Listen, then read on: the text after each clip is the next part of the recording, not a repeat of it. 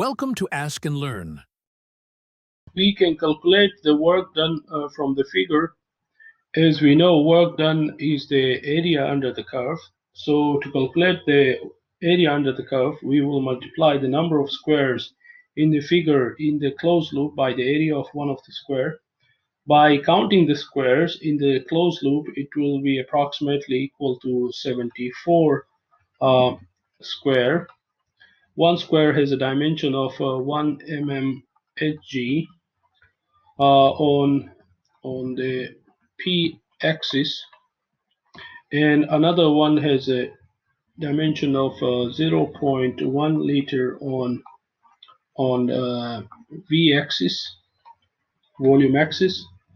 So the area of one square equals to 1 mm Hg times 0.1 L, which is 0.1 mm Hg times L. In order to calculate the total work, so work will be then 74 squares times 0.1 mm Hg liters. This will give us the work of 7.4 mm Hg liter.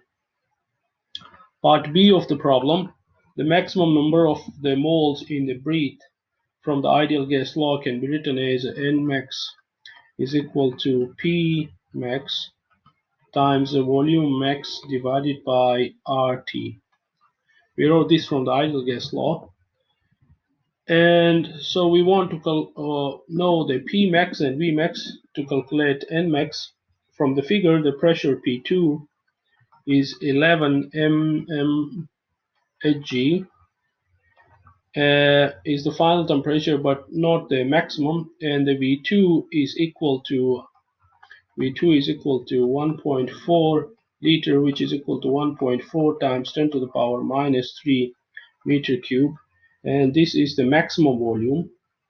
P2 is not the maximum because the lungs during inhaling are exerted by the air pressure, which is equal to 760 mm Hg. So the maximum pressure Pmax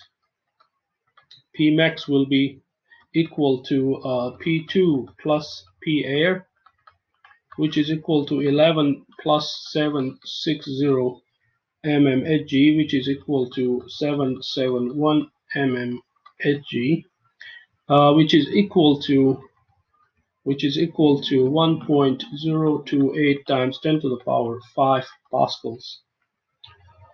So we have a maximum pressure and maximum volume, and we can just substitute those values and calculate the maximum number of moles.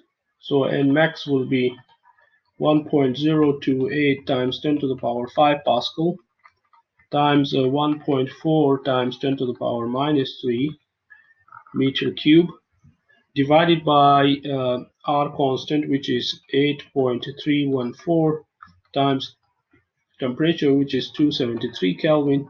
This gives us Nmax of 0.059 moles.